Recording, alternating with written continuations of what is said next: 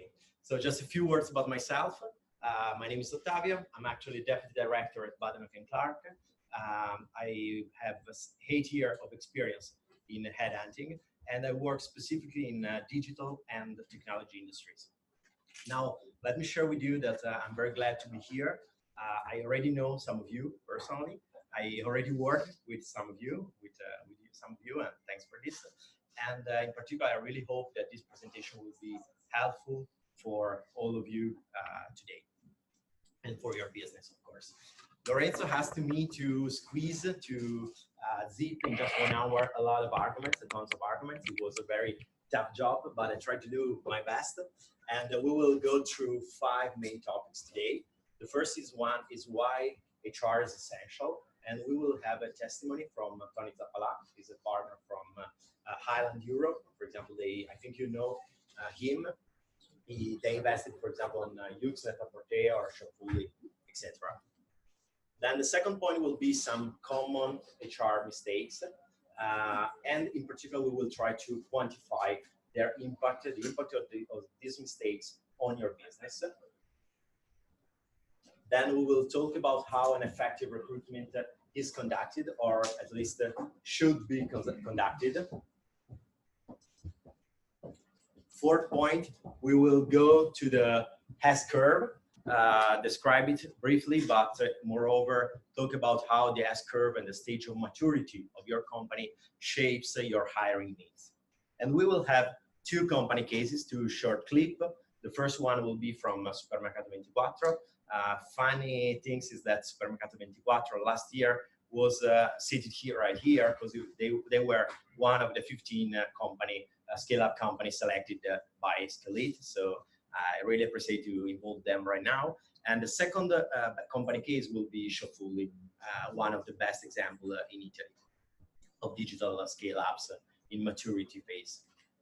Finally, we will close up with some most commonly searched job position, generally from a scale-up. So let's start together. The first point I said is HR is essential. Let me just share with you a premise.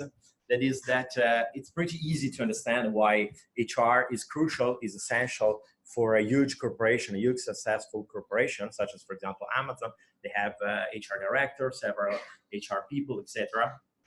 But however, let me be honest with you, HR plays an even more crucial role when you are scaling or when you are enlarging your business, because every single hire, every single employee makes a huge difference. Now, let's start with the testimonial of Tony Zappala.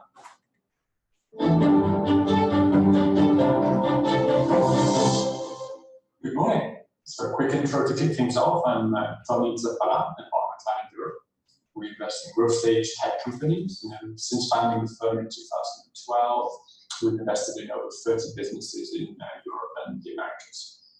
So to give you an idea, at the time of our first investment, businesses typically growing rapidly, somewhere between 5 and 10 million euro revenues on an annual run rate basis, and generally have somewhere between 50 and 150 employees.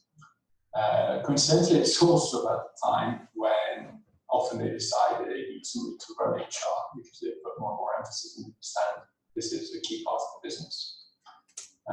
Moving quickly forwards, also wanted to give you some sense as to what we look at and how we think about the team in particular as part of our investment decisions. I'd love to tell you that the team is the first thing we look at. Being honest, it's probably the second. So after the financial and business performance, the first thing we do is we want to confirm if the business fits our definition of growth stage. But team is next after that, generally ahead of market product and technology, which people find surprising. So to know, the team does not need to be complete. That's not what we're looking for. We're looking for a solid base of an organization with at least some of the key functions covered, like finance, maybe sales. We're also looking for a realistic assessment from the team of what gaps need to be filled based on the current team strengths and weaknesses, and obviously the priorities going forward. But one thing which we do like to look for is 1 or 2 stars in the team, just to show that you're capable of attracting top talent. So why, you may ask?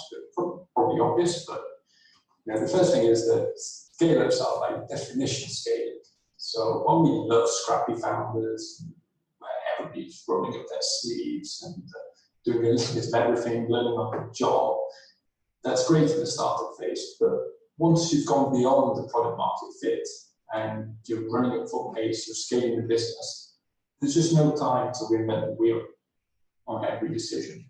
You want to get all the help you can get, and getting somebody who knows, for example, how to already run a sales team and have proven that they can do that, or somebody who's already built a product that can scale to million users. Those people are invaluable. You're basically taking advantage of the mistakes they've made somewhere else, rather than making people make the mistakes when you're paying them during your time and learn from that. Another thing is that it's a real statement of ambition. If you want to grow a business, if you want to become a big, successful company,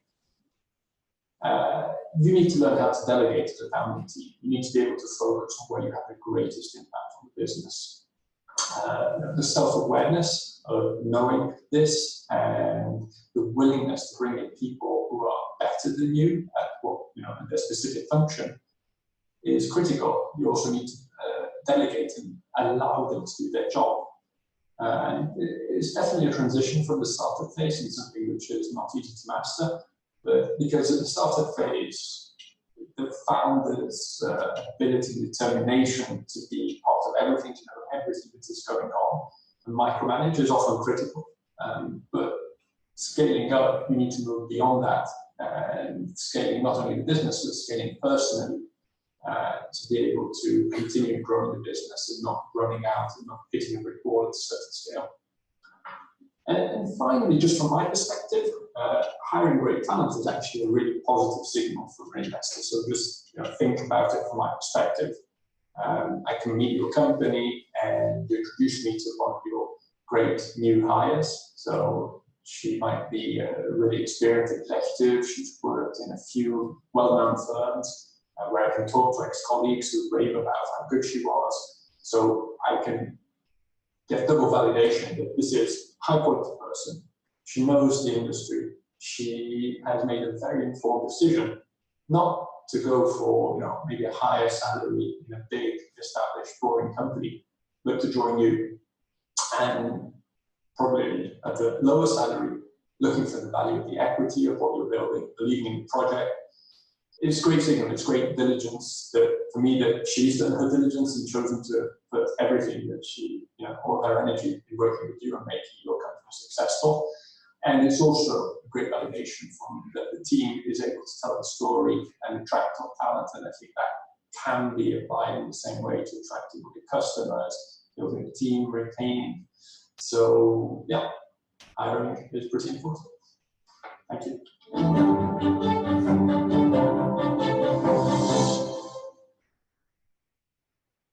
So we are talking about why HR is important, and I took to you also this analysis from CB Insight. This is taken from a negative perspective. That means which are the most common reason of a failure. The first one is the no market demand that refers to your business model, of course. Of course, this is not my job, so I cannot help you on the business idea, but if you are here at scaleup, scaleup, that means that you are on the right track, of course. And the first point refers in particular to the first year of activity, so previously before the so-called Death Valley, but also for the phases that will come later. Run out the cash is the second point. So to get investment or not. And we are here at scaleup to do so, and that's the reason because I involved Tony Zappala in this presentation, because this is a very important point. But now we'll talk more about the third most common reason of failure of a company, which is the wrong C-level team. So not only the founding team, but the C-level, the managerial team in general. We are today at Amazon, so I have to involve him, and we have to take into consideration Jeff Bezos' perspective. I really appreciate this quotation, these quotes from him, and is that hiring extraordinary people is the single, or has been the single most effective element of Amazon success. And trust me, I didn't pay him to say it. Now I want to take a second quote from Professor Fakin. She's a little bit less notorious than Jeff Bezos, of course, but she's a very smart girl. She's professor at NSC and with a PhD at MIT, and I had the pleasure to attend a course with her about entrepreneurship and digital. And she always said that between people and idea, a lot of VC or investor in general prefer an A-level founding team rather than an A-level business idea. Of course, both are very relevant. Of course, to have both is perfect. It's not just one or the other. But if you had to choose, in general, management or EVC, choose the first one. So choose the founding team instead of the business idea. Now, let's go ahead with the final premise of the first part. So about HR, the relevant role played by HR. And a typical question that a lot of clients ask to me, in particular in the digital environment, is which is better to have an extraordinary people in your team. It's better the training approach or the hiring approach. Of course, it's not just one or the other. Both are good answer, and you have to do both. But to be honest, in digital environment, training has some limits. The first one is that you need a lot of time to get your people involved. The second, when you are scaling, time is very, very important, even more than money. The second point is that sometimes there are people who aren't able to evolve. Think about, for example, about football is full of good football players who will never be good football coaches. And the same, for example, is in a sales function. Sometimes we can see a good individual contributor in sales, but he is not too much good at training other people and to become a sales director or sales leader or whatever. So sometimes, yeah, you need to hire. The third point is that at the end, the more the company grows, the more the business grows, the more people you need. You cannot reach 20 billion revenue with 5 people. So at the end, even if reskilling and training is a good option, at the end you will need, of course, to hire someone. So during all this presentation, we will focus more on hiring rather than training. But at the end, or in any other occasion, if you want, we will be able to explore both sides. Hiring who? Hiring plug and play. In particular, we will talk about it, but let me introduce that hiring the plug and play and diverse professional. Plug and play means someone who has not only the attitude, the right attitude, but also a good know-how, a specific experience on this field, and also someone who can enlarge the vision of the founders and to bring new idea and new angle to face the problems. So this was just the first part about the why HR is essential. Now we'll move to the second point. So some common HR mistakes that someone has already made. Here the premise is that also a lot of companies, of a famous company, already made a lot of mistakes in the HR field and in general, like Amazon also, for example. But don't panic. We will try to learn something from these mistakes.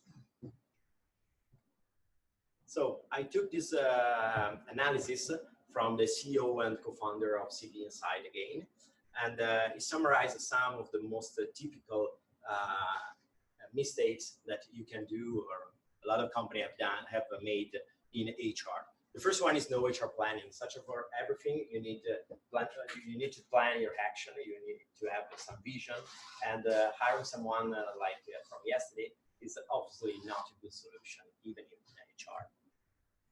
The second point is too much focus on attitude rather than real experience. Let me be honest. Of course, in a digital environment, in a scale-up, attitude is very important. It's very relevant.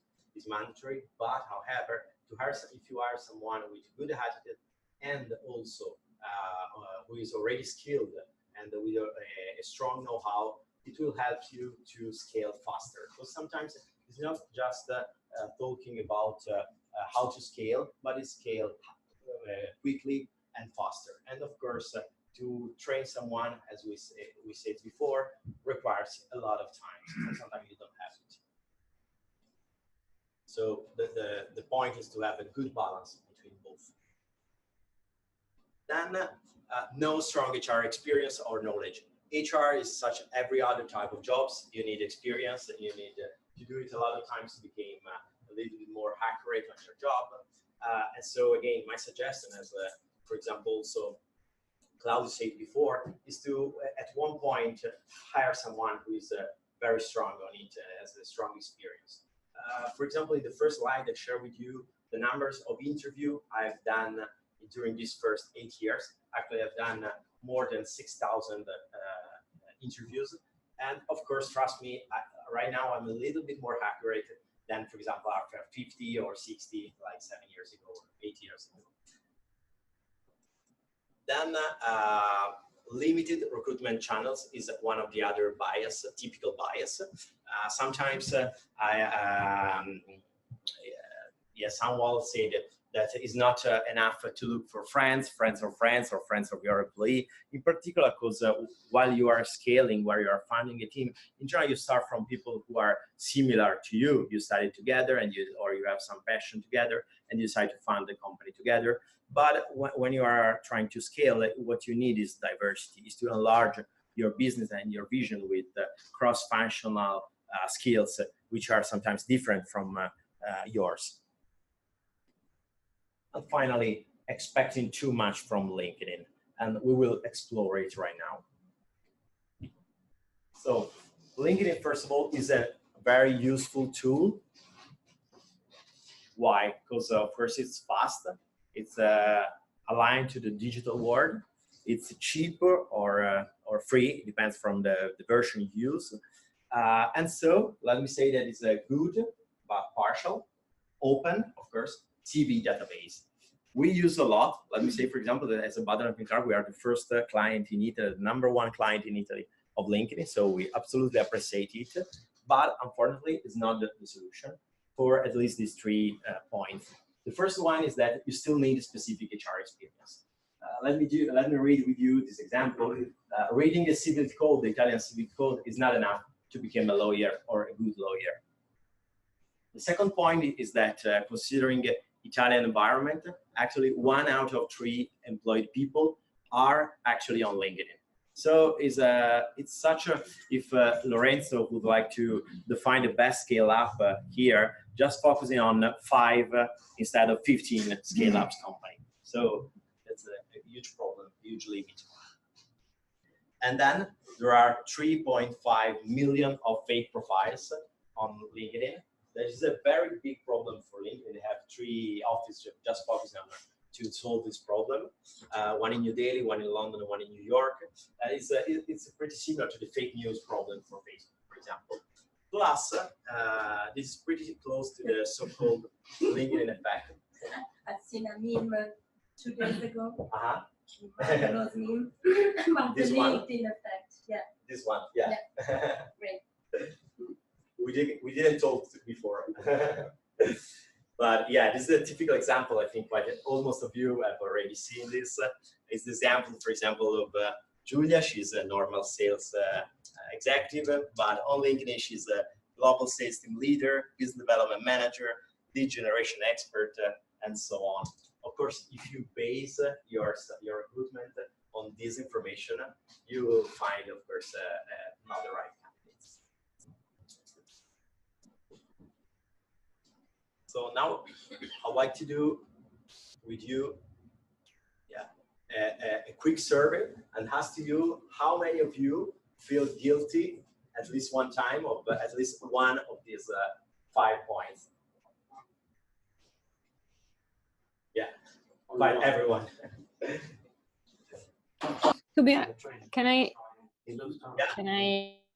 mean, you don't see my hand because I'm on the phone. Can you go back to that slide?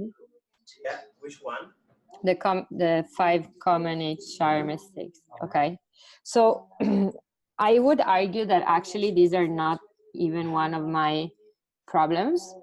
Okay. So I wouldn't see, everybody, I think, in startup world is frustrated by HR, but I wouldn't put any of these 5 as my issue. I think our issue with startups is clearly about attracting the right kind of talent, especially when we're smaller, so people don't know your brand. And you know, in Italy especially, there's a culture of startups are going to fail kind of thing, and so it's very hard to attract, differently from what I've seen in like UK or US, where the culture is more of like risk approach for job search. Is when you look for talent, the hardest part for me is none of these parts. Is just a person will go to McKinsey instead of coming to a startup. Instead, you will see a lot more in the UK that people are moving out of the big companies into the smaller tech startups. And so how do you think that we can improve our maybe branding or image in order to attract the right kind of talent? Because for me, these 5 are absolutely not my problems. Okay, thank you. So if I understood, we are talking about attracting talent. Yeah.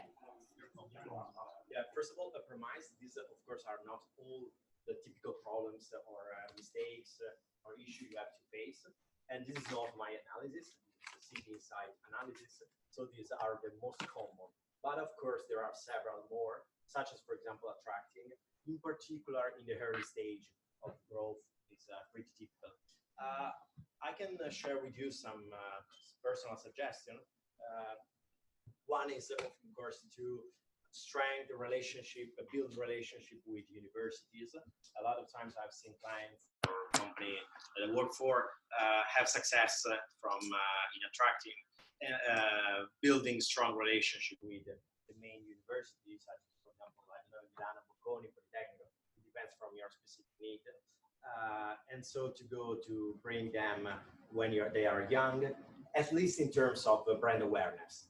Sometimes a company are not looking for very young candidates, but this could be useful to put in their mind that you are a company, a fast growing company, and an interesting one. A second point, sorry if I will talk about the advantage of an advantage, but for example, it happens that Shofuli, for example, right now is very famous, but 3 years ago, only in 2015, they had the same problem. They had a problem of attraction of high senior talent. And for example, they asked us an help, because if you are talking about yourself in a good way, you are trustful until a point. But if someone who is neutral, is working for several company, speaks well about your company, this could be useful. And in fact, we hired 3 years ago the country manager, etc. But every neutral player could do this. Hope I answered to your question. Still alive? Yeah, sorry, okay. I was on mute. Okay, no, it's okay. So let's go ahead. So now what we will do is try to think about to put some data, some numbers, and talk about specifically the Italian environment of startuppers. So I took this analysis that is that refers to Italian founders and how they feel actually about their autonomous hiring. The analysis from Startups Italian Observatories performed in 2016 and based on a panel of Italian founders of Italian startups. So the 15% are happy, are satisfied about the candidate they autonomously hired. So good, that's a good point. However, the 45% is not too much satisfied. They accept the candidate, they did not fire him, but they are not totally satisfied. And this is a ton of waste of money and time in your growth rate. And finally, unfortunately, the 40% of Italian founders right now are not totally not satisfied about the candidate they hire. That means that, however, we have a lot to improve. That 85% is could be better, and that I know that misery loves company, but yeah, we have a lot to do and to avoid the mistakes we have seen before. So you are in a good company because it's very common to do these mistakes. But right now, let's try to quantify these mistakes. Let's talk about how much does a bad hire cost. According to our studies, the average cost of a bad hire is 30K, is roughly 30K.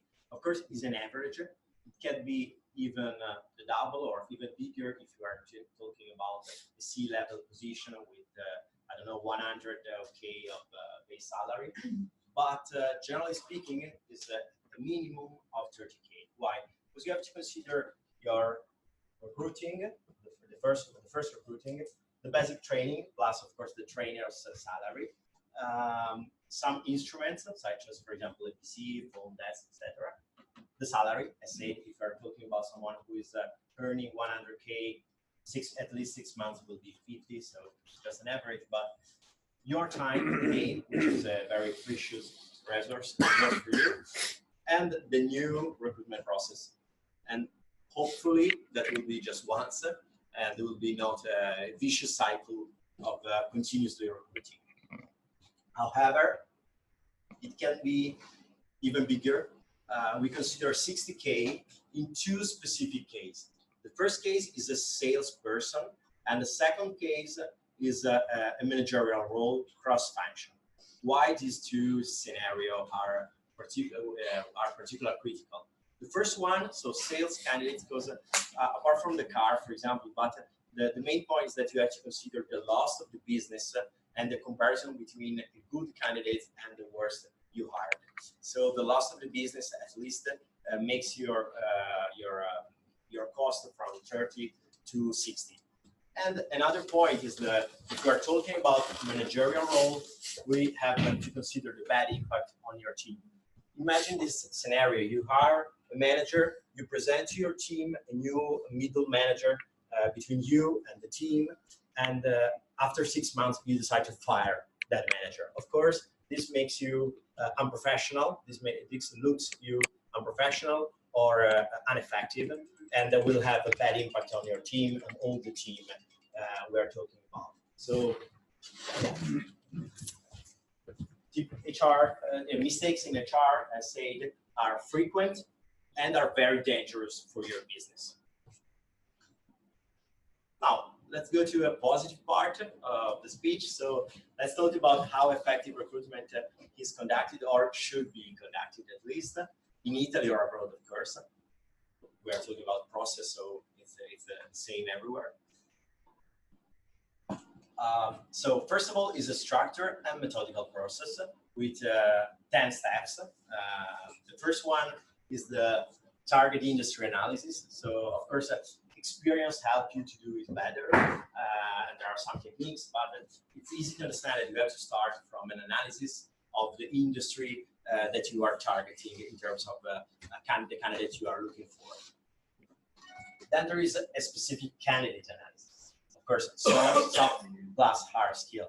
Again, we will see this is the job of based on economy of experience and economy of scale. So experience and learning will help you. But the second bullet point is a very important part of the job. Then there is an active and a passive part.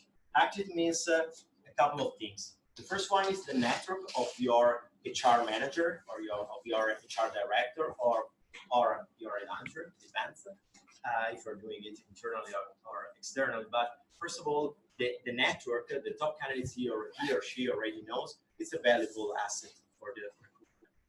Plus the direct headhunting activity. So that means to go to pick the right candidates in the corporation. The passive means to screen. It refers to put online an announcement, a typical job announcement, and to receive candidates, screening CV, And here a good number that is the minimum to do a good job, proper job, is 150 CV from the passive perspective. Then there is the phone interview. Phone interview is focused on motivation.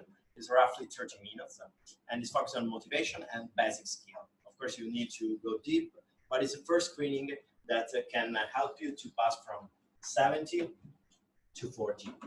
40 candidates are the right number of candidates you have to, we suggest anyway, to involve to do properly recruitment process. Of course, this is an average, and of course, if you are talking about a stagiaire, I suggest you not to do 40 interview, but it's a quite relevant role, C-level, absolutely, this is the minimum you have to do. Then only after these 5 bullet points, you reach a clear, extensive, comprehensive, holistic picture of the market in which that you are targeting for that position. And so you will be able to involve the company or the hiring manager, for example, your HR manager will be able to involve the hiring manager with a clear and comprehensive picture of all the market in order to make an informed decision. Only after all these stages, there is the shortlist, from 3 to 5. Generally, ideally, the perfection is to find 3 candidates who are perfectly plug and play, and maybe a couple who are more senior or more junior with high potential that could fit for the role, but there are there are a couple of candidates like on top to the first 3. But of course, it depends. Let me say with you that, of course, these are generally speaking, and of course, for example, sometimes one of my best challenge this month is to find head of analytics or head of data science, and of course, these numbers are not achievable in the actual Milano market, or you can achieve it, of course, searching all over Europe, maybe. But speaking, for example, about a CMO, a head of marketing, head of finance, these are good numbers in order to do an informed choice for your hiring and for the business more in general. Sorry. Yeah. I feel like one of the mistakes we always had was the step 0, which is kind of defining what's your target, especially as we said before, to try to hire for experience, not for attitude. We kind of just said, okay, we need a data analyst or an Android developer, and then you already start looking for the industry analysis and you go through, but then you don't have the exact details of what makes a better candidate than another. So how do you contemplate this part of deciding beforehand what's the profile like? Yeah. My personal suggestion is for a C-level position or anyway for a crucial role in your company to put you in the hand of an HR manager, an internal HR manager who has experience, or an external partner if you still don't have an HR manager. Because as said, the industry analysis is based on experience, first of all, and it's a crucial part. You have to do it very, very well. And it's important that someone who already did a lot of times this search do it for sure, because they have experience based on past hiring and how they go after months, etc. So I don't know if I answered. Thank you. So as said, a successful recruitment involves a ton of times, a ton of people involved. A minimum, said of 3 weeks roughly, and allowed a state of involvement and hopefully technicality and experience from someone who has experience on it. Sorry, I have a question. Do you suggest to have, when you're finding the candidates and then before screening, to have a deadline or to leave rolling opening of job postings? I'm not sure I have understood it. Your answer. Sorry. Instead of when you in the slide, okay. So given you say that there's a minimum 3-week process, do you expect the job posting to be like everybody has to send their application by 12th of October, and then after that we start the 3 weeks? Or do you think it's effective to have a rolling open application, so you just leave it on the website all the time, and as people come in, you do this kind of interview process, and then you start screening, but you still kind of leave the candidates coming in? Okay, I got it. No, first of all, the premise is that my suggestion is to have just to planify your HR strategy, and so yeah, it's not like a continuous work, but you planify when you need every single candidate, at least the C level. So when I'm talking about 3 weeks, I'm referring to this process. From here to here, that means that you sign a contract with a candidate, and you decided that you will start a journey, a professional journey together. After there is the notice period, of course, but yeah, it's 3 weeks for all the process. That's a good achievement, and it's the minimum amount of time that in general you needed to do an extensive and comprehensive approach to the market in order to do to make some informed decision.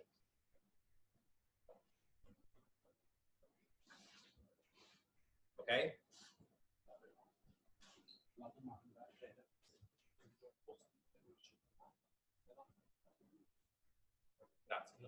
Sorry. Yeah, I didn't answer to one point. Yeah, no, of course, my suggestion is that there is no deadline for receiving CV. That also because when you post a job on LinkedIn or everywhere, it lasts just some days in a high position. So no, in general, if you work better, if you work in a good way, you will close your job in the following weeks, and so you don't. I think it's not necessary to put a deadline just for the CV answer. Thank you. Okay. So 40 candidates involved, minimum 3 weeks. Here I took a survey from Glassdoor performed last year, 2017, and here there is a sort of average between cross-country about the average duration of a successful hiring process. Now, my aim actually is not to explain to define together why Canada is faster than Brazil. I don't have all the answers about this, but what is important is to consider an average of 30, 36, or it depends, which is next to the 3 weeks, which is the minimum cross-country that you need to do a comprehensive approach. Of course, at the end, you have to considering also an average notice period. An average notice period of 40 days, roughly, in order to have you onboard the candidate. So again, the aim is to planify, to have a good vision, and then good execution on your HR choices and strategies. So we have to consider at least 3 weeks plus 40 days. So you have to think in advance of at least 2 months between when you need to and when you will have on board the candidate. Now, let's talk about 3 important features of an effective recruitment. The first 2 are absolutely cross between internal HR of the company and the external partner. So you can take advantage from this on your own if you hire a good HR manager. The third one is just for with a neutral approach. Let's go to the first point. Economy of scale. More candidates, it's pretty obvious, but it's effective, and it's simple but effective but relevant when you are recruiting. More candidates means a bigger network. And bigger networks means a broad understanding of the market and the faster results. Longer pipeline can help you in case of backup candidates, in case of refusal. This is a very challenging thing when it happens. And so yeah, again, longer pipeline, economy of scale can help you. More data in your ATS. As said, this is a job based on economy of scale. So if your HR manager has a strong experience and has already put a lot of data in your ATS, of course, your choice will be more data-driven, more accurate, and yeah, of course, at the end, the result will be better. Economy of experience, of course, more experience in recruitment means an higher ability and a specific skill to understand the candidate's behavior or candidate's hard skill, even after the recruitment, so also on the onboarding and then the effective results that he or she brings to the company. I say it again, for example, in my personal experience, after 6,000 interview, I'm a little bit more accurate than after 50 or 60, but it's the same for everything. Experience will make you more accurate. Knowledge of the industry from the HR perspective. So, for example, the right average salary of this position. This is a very important information to start, that is useful to start the journey, the recruitment journey. And at the end, another point will be taking advantage of previous similar recruitment. It can help about the network we told before, we told previously, in terms of establish a relationship with the top candidates in your industry. So here to sum up these first 2 points, economy of scale and economy of experience, my personal suggestion is to focus on these 6 points when you will hire your next HR manager. These are 6 points that you can build on your own. You don't need an external partner. But yeah, be careful about these 6 points that will be very relevant in the success of your HR team. After economy of scale, then there is impartial approach. This is only for external partner, of course, because by definition, and being 100% neutral has some advantages. The first one is a trusted relationship with candidates. It can allow to have a check of the real candidate's motivation. Think about sales candidates. Here there is a sort of vicious cycle. The more good he is at sales, the more he will be good at sales himself and his motivation to you.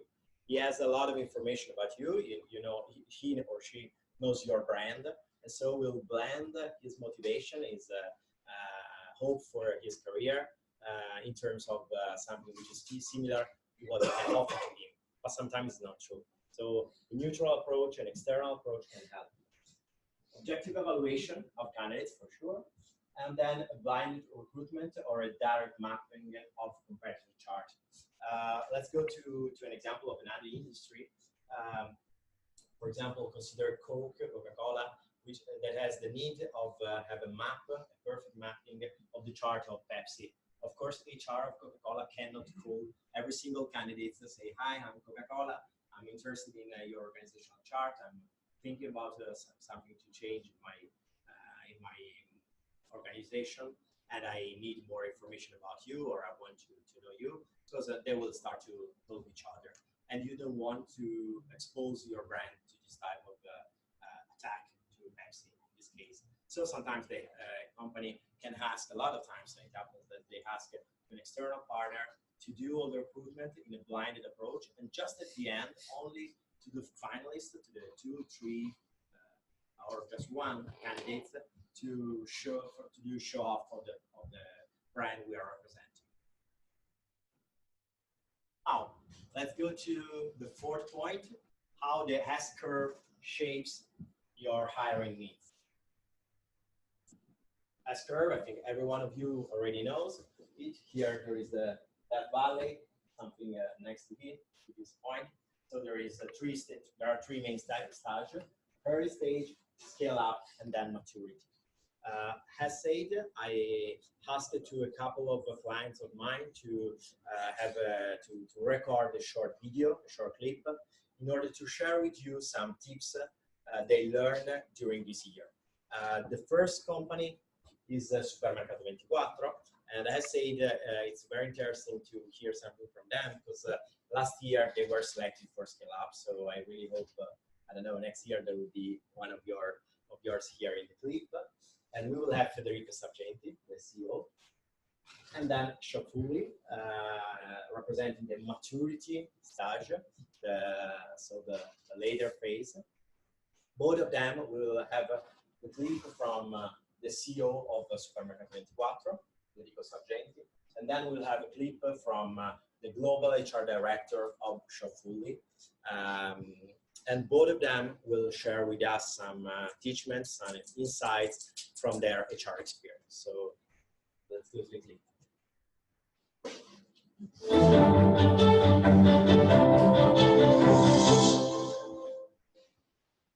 Hello everyone, I'm Federico Sargenti, the CEO of Supermercato 24, the first Italian grocery online on-demand e-commerce. I'm glad to share with you the experience that we had last year with scaleup, as we were selected on one of the 15 scale-up to join the event. And we recently raised a round of 30 million euro.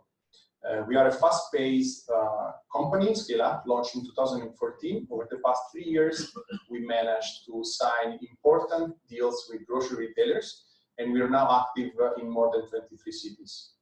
We are a team of 70 people. We almost doubled the size of our team over the past year, and we plan to grow additionally by adding 40 employees in 2019.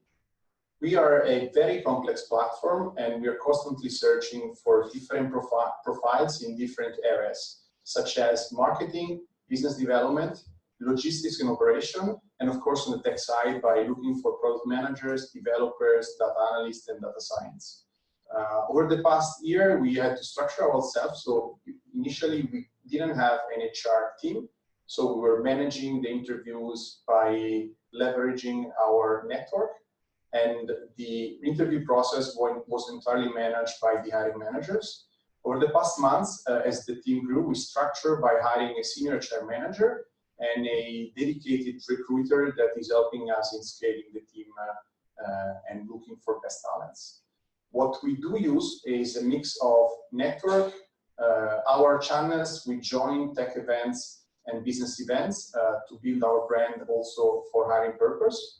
And we use headhunters when we look for specific profiles, either with high seniority or with specific technical experience. When looking for the right candidate, not only we test hard skill, but we favor potential and flexibility over hard skills, because the velocity of changes and the speed of changes in our company is fast, and we're looking for candidates that are able to adapt to the growing and to the changing challenges of the business. By interviewing our people or candidates, we measure not only the technical skills, but also the fit with our company values that are a way to check their potential and their fit with the company. We use a question bank that we use to test how the candidates fit with our operating principles. And we involve not only the HR and the hiring manager, but we also involve the business and the other area of the business to evaluating the team. We involve the candidate in a half-day experience in our company for the full interview process. And after the interview, we check together with all the interviewers if the candidate is the right fit for Supermercato 24. Our employer base includes people coming from startup environment and also from corporate environment, as we believe diversity and a mix of corporate and startup experience is the best mix to achieve performance in Supermercato 24 and to bring competence to scale the team. I hope I gave you an overview of who we are and some tips on how to grow a team. I will be more than glad to answer your question on October the 18th at the Scale event.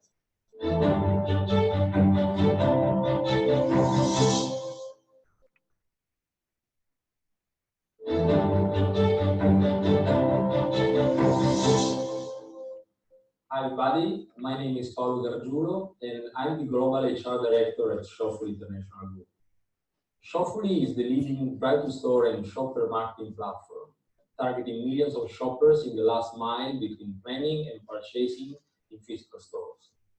Actually, we have 30 million users in 9 countries. We have 6 offices around the world and 200 people. I'll try to give you my ideas about the importance of human resources management, and I want to share with you the key learnings I got in my experience. I joined the company 2 years ago when the founders decided to establish proper HR policies investing more and more on the main asset of the company, our people. Why I decided to join this project? Mainly because our founders had very clear in mind that people hold knowledge and expertise to create value for the company. Since the very beginning, they took care about human resources, to be honest. At Shopfully, we never consider people as doers. We need thinkers at all levels. With no doubts, we need to innovate and to do it fast. A common believing is that one person think and other do. And in this way, the company will be fast and super effective in the execution. I think, on the contrary, that you need employees that know more than you on specific subjects. Allow them to understand why they do stuff. Give them a clear vision. Give your people problems to solve.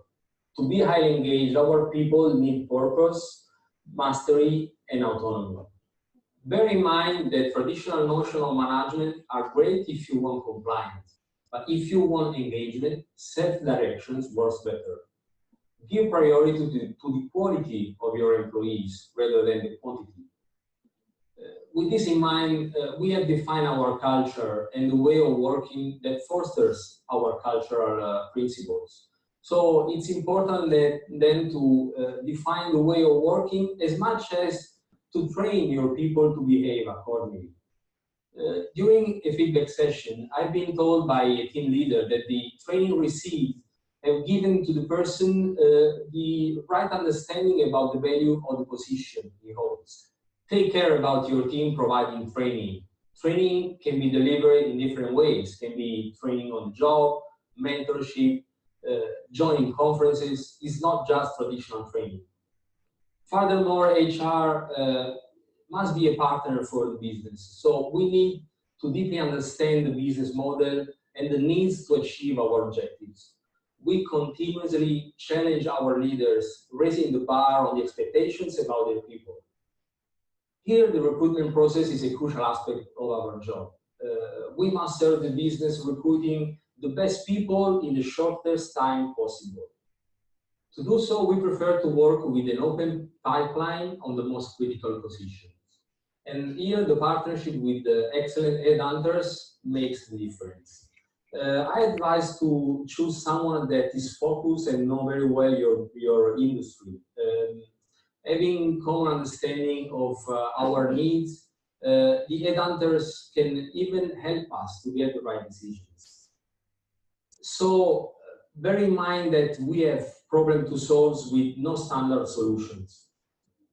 Attract and hire the best people to scale up. To engage them, give them the right compensation package, of course, but most of all, as I said before, purpose, mastery, and autonomy. When I say purpose, I mean the yearning to do what we do in the service of something larger than ourselves. When I say mastery, it's about the desire to get better and better at something that matters. When I say autonomy, I talk about the urge to direct our own lives. This is very important to me. And obviously, most of all, use the right headhunters.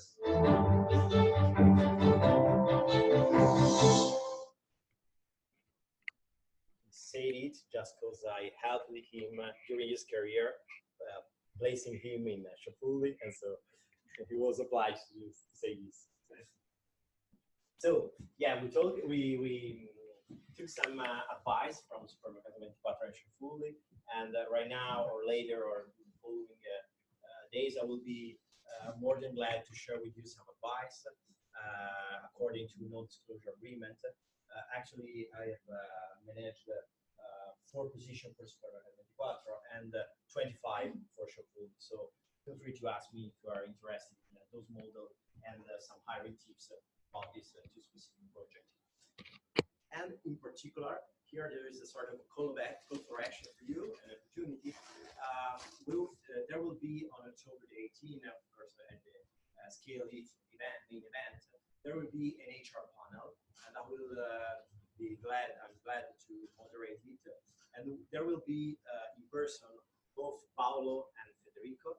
plus one of the partner of Tony Zappala. Tony Zappala was unavailable, but there will be a partner of him.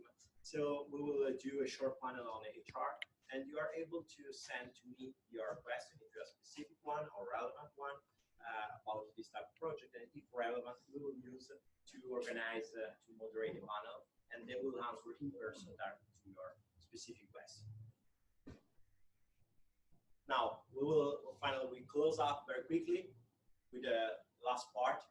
There is a very short presentation of which are the most commonly searched job roles according to our experience. Right now, the first one is sales above all, of course. I really agree with Cosimo. So sales candidates are the one who are the most searched because in general, at least for a B2B model, they bring you money. So of course they are at all levels, from a sales director, which is the best search that we receive, we are asked for, or just a sales manager or sales executive. Yeah, it's the number one in the volume. The second one, which is the alter ego for B2C model, of course, is CMO or head of marketing. Third position is for head of product.